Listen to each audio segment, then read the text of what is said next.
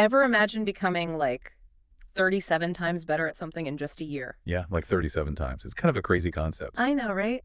But that's the potential James Clear unlocks in Atomic Habits. It really makes you think differently about self-improvement. Absolutely. And that's what this whole deep dive is about, right? Self-improvement and purpose. Yeah, and we're tapping into some heavy hitters for this one. We've got Clear, Yeah. obviously, but then Mel Robbins, Les Brown, Gary Vaynerchuk. Don't forget David Goggins. Oh, yeah, we even got a bit of Goggins in there for good measure. Got to have that Goggins perspective. Right. So with Clear, it's all about those small changes, those 1% improvements. Instead of trying to overhaul your entire life overnight. Exactly. It's so easy to get caught up in wanting massive action, thinking you need to make this huge leap. And then feeling overwhelmed before even starting. Exactly. But Clear's approach is about consistency, those tiny changes that compound over time. It's like, have you ever noticed how quickly something can grow on social media? Oh, yeah, for sure. One day it's just a couple of likes, next thing you know. Boom, it's everywhere. And it's the same principle with our habits, whether they're good or bad. It's true. Like even with learning a new language, if you just learn a few words every single day. Instead of trying to cram a whole textbook in one go. Exactly. Imagine how much progress you could make in a year. That's what I love about Clear's approach. It's about building a life of purpose, but one small step at a time. And he gives us a really practical framework for doing just that. He breaks habit formation down into 4 stages: noticing, wanting, doing, and liking. I've always struggled with that doing part. Like I have the best intentions, but It's so easy to get stuck in that intention-action gap, isn't it? But Clear has a strategy for that too: implementation intentions. yeah, tell me more about that because I feel like that's where I fall short. So instead of waiting for that motivation to strike, you decide beforehand when, where, and how you'll tackle a habit. So you're taking the decision-making out of it? Precisely. Let's say you want to start a daily writing habit. Instead of saying, I'll write when I feel inspired. Which I am totally guilty of. Right. We've all been there. Yeah. But instead, you'd say something like, I'll write for 30 minutes every morning at 7 a.m. at my desk. So you're basically scheduling your writing sessions like any other important appointment. Exactly.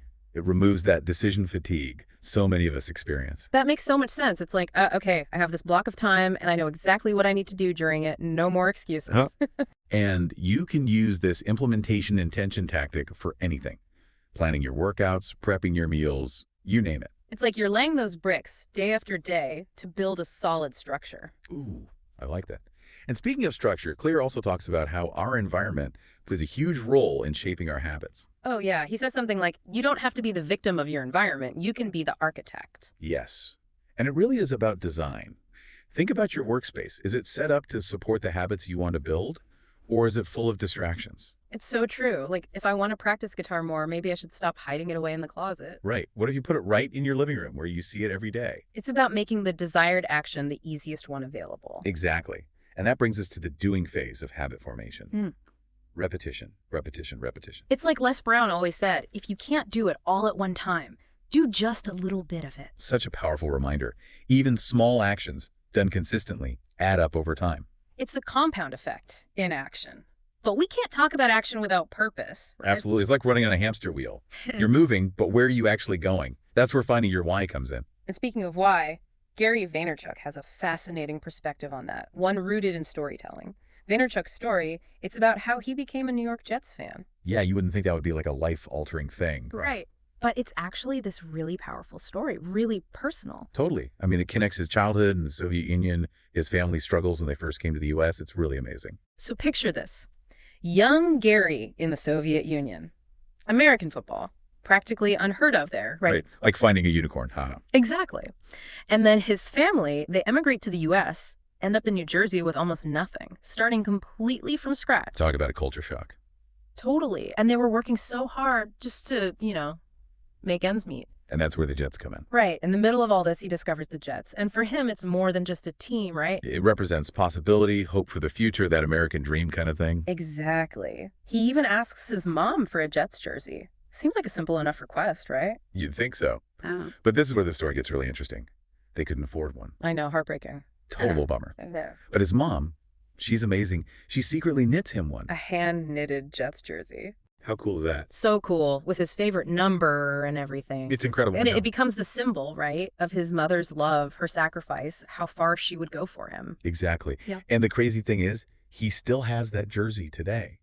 It's his most prized possession. He even said if he ever buys the Jets. Which, knowing Vaynerchuk, could totally happen. Right. He's like, that jersey's getting a place of honor in the stadium.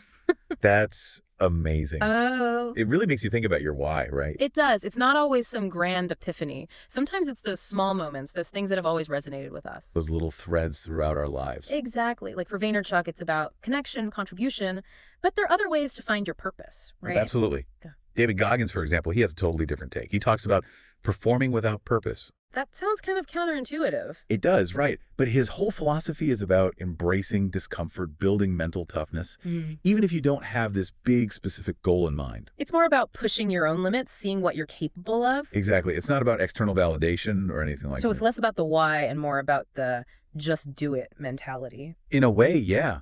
He's all about building that inner strength, that resilience. So we've got Vaynerchuk finding purpose through connection, Goggins finding it through like pushing boundaries and discomfort. Right. And then you have someone like Mel Robbins. She talks about the importance of staying connected to others, combating loneliness. Well, especially as we get older, right? Yeah, she emphasizes that a lot. She says, stay connected so you don't feel alone because loneliness will just bring you down. It's true though, isn't it? Absolutely. Our relationships, our sense of belonging, those things are so crucial for our well-being. They really do make a difference. Robbins also talks about how, it's easy to get caught up in what we don't have. Right, that whole scarcity mindset. Yeah, and she's all about shifting that focus to what we do have, our strengths, the people in our lives who support us. It's like choosing to see the abundance instead of the lack. Exactly. And that kind of positive reframing, it can be so powerful. It can be a game changer. And speaking of changing our perspective, Les Brown talks a lot about the power of our inner dialogue, for overcoming fear, building self-esteem. Oh yeah, he's big on that. He has this great quote. Fear is false evidence appearing real. It's so true, though. Right. Like so often, it's our own thoughts that are holding us back. Totally. He's all about paying attention to that inner voice. Is it your cheerleader or your worst critic? Because that internal dialogue, it has a huge impact on our actions. Huge. And then Tony Robbins, he talks about something similar with resourcefulness. Resourcefulness. Tell me more about that. It's like even when you feel stuck, there's always a way forward. Okay, I like that. He actually tells this incredible story about interviewing some of the wealthiest people in the world. Oh, wow. And what did he find? He realized that most of them, they didn't start out with some huge advantage. They became successful because they were resourceful. So it's about that ability to adapt, to find creative solutions. Exactly. It's not about what you don't have. It's about making the most of what you do have. So inspiring. It means we're not limited by our circumstances. Exactly. And it goes hand in hand with what Les Brown was saying about fear. Right. Both of them are saying, don't let fear dictate your actions. Don't let it hold you back from going after what you want in life. So how do we actually do that? How do we break free from those limitations and step into our full potential? Well, Robbins offers a powerful framework for breakthrough, and it all starts with his 3 S's: strategy, story, and state. And they really build on each other. So like the first S, strategy. That's the one everyone focuses on, right? Right. Having a plan, knowing your goals. But we've all tried that, haven't we? Like, come on, New Year's resolutions, anyone. We make the plan, but It's not always enough, is it? definitely not. So that's where the second S comes in, story. Because it's the stories we tell ourselves, right? Yeah. The beliefs we have. That can totally sabotage our efforts.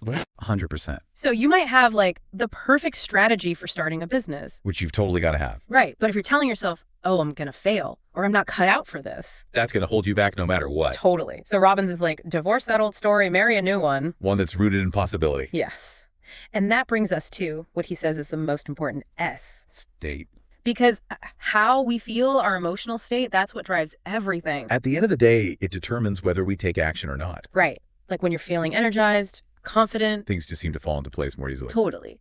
But when you're feeling that fear, that negativity. Ugh, it's like trying to run through mud. The worst. It takes so much more effort to get anything done. Exactly. So Robbins is all about shifting from that state of I can't to I can. From fear to courage.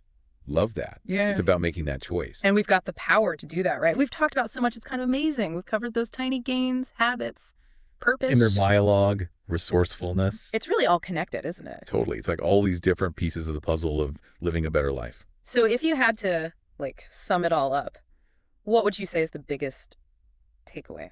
Well, remember when we talked about Vaynerchuk? About connecting with others, contributing something? And Goggins talking about pushing your boundaries. Right. What if you combine those?